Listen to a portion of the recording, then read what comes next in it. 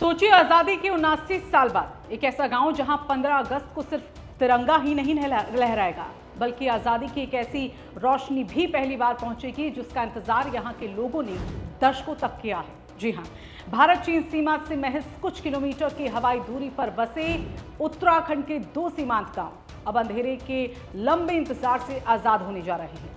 मुनस्यारी के रणगाड़ी और बुगडियाल, ये वही गांव हैं जहां सूरज ढलने के बाद जिंदगी की रफ्तार मानो ठहर सी जाती थी। रात होते ही लालटेन, मोमबत्ती और सोलर लाइट ही सहारा हुआ करती थी, लेकिन अब तस्वीर बदलने वाली है।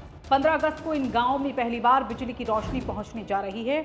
यानी इस बार स्वतंत्रता दिवस इन सीमांत गांव के लिए सिर्फ राष्ट्रीय पर्व नहीं होगा, बल्कि एक ऐसी तारीख होगी जिसे यहाँ के लोग शायद जिंदगी भर नहीं भूल पाएंगे, क्योंकि जिस रोशनी का इंतजार पीढ़ियों से था, वो रोशनी अब गांव की चौखट तक पहुंच चुकी है। बिजली की लाइन बिछ चुकी है, ट्रांसफार्मर लग चुका है और अब इंतजार है उस पल का जब स्विच ऑन होगा और अंधेरे में डूबा ये सीमांत इलाका रोशनी से जगमगा उठेगा। लेकिन कहानी सिर्फ बिजली आने की नहीं है, कहानी उस जगह की है जहां भारत की सरहद शुरू होती है, जहां देश की सुरक्षा में जवान दिन रात डटे रहते हैं और जहां आज भी जिंदगी आसान नहीं। मुनस्यारी का रणगाड़ी और बुगडियाल इलाका भारत चीन सीमा के बेहद करीब स्थित है। बुगडियाल तो सुरक्षा बलों के लिए भी बेहद महत्वपूर्ण क्षेत्र माना जाता है। यहाँ ग्रामीणों की जिंदगी भी बाकी इलाकों से बिल्कुल अलग है। गर्मियों के मौसम में जनजातीय समुदाय के लोग अपने मवेशियों के साथ इन गांवों में, माइग्रेशन गांव में पहुंचते हैं। कई परिवार महीनों तक यहाँ रहते हैं, लेकिन रात होते ही अंधेरा इनके सामने एक बड़ी चुनौती बन जाता था। ना बिजली, ना सवाने रोशनी की सुविधा।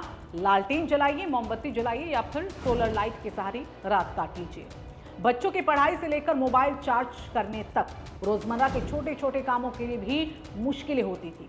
लेकिन अब वही गांव बिजली की रोशनी में नहाने वाला है और इस बदलाव का असर सिर्फ ग्रामीणों तक सीमित नहीं रहेगा। मल्ला जोहार विकास समिति के अध्यक्ष श्रीराम सिंह धर्मशक्तु के मुताबिक बुगडियाल तक बिजली पहुंचने का सीधा फायदा ग्रामीणों के साथ साथ ही सेना, आईटीबीपी और बीआरओ को भी मिलेगा, क्योंकि अब सुरक्षा बलों को बिजली की जरूरत के लिए सिर्फ सोलर सिस्टम या जनरेटर पर निर्भर नहीं रहना पड़ेगा। यानी जिस बिजली का इंतजार गांव की कई पीढ़ियां कर रही थी, निकल गई थी, वहीं बिजली अब सीमांत सुरक्षा व्यवस्थाओं को भी मजबूती देने वाली है। और सबसे बड़ी बात यह है कि ये जो है वो सिर्फ शुरुआत नहीं है।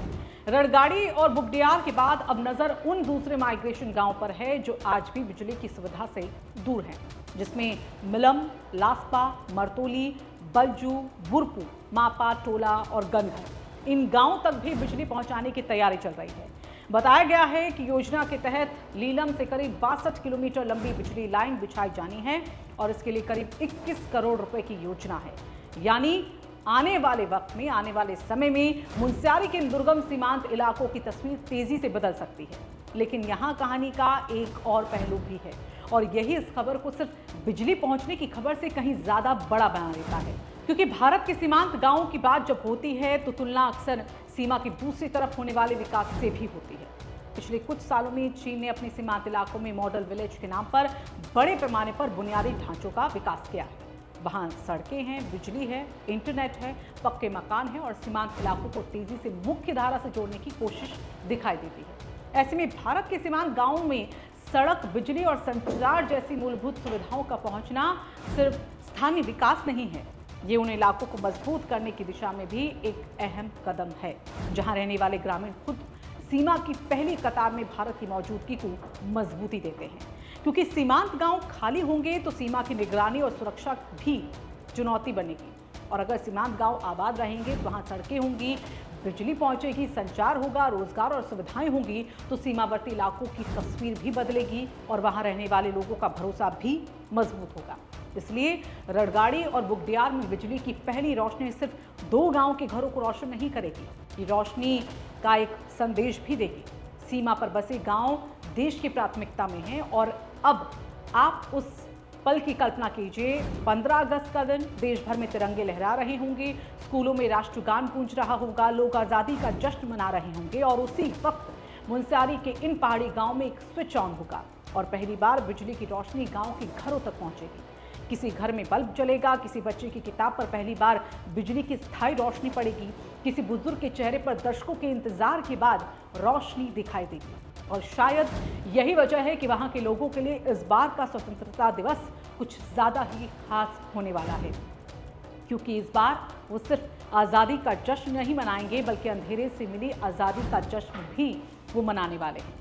रणगाड़ी और बुग्याल में बिजली की लाइन पहुंच चुकी है, ट्रांसफार्मर तैयार है और अब इंतजार उस ऐतिहासिक क्षण का है जब इन सीमांत गांव में पहली बार बिजली की रोशनी अपना उजाला बिखेरेगी। और सवाल अब सिर्फ इतना नहीं कि बिजली कब पहुंचेगी, सवाल यह है कि इसके बाद मुंसारी के बाकी माइग्रेशन गांवों की बारी आखिर कब आएगी। क्या 62 किलोमीटर की प्रस्तावित लाइन के बाद सीमांत गांव की तस्वीर पूरी तरह बदल जाएगी?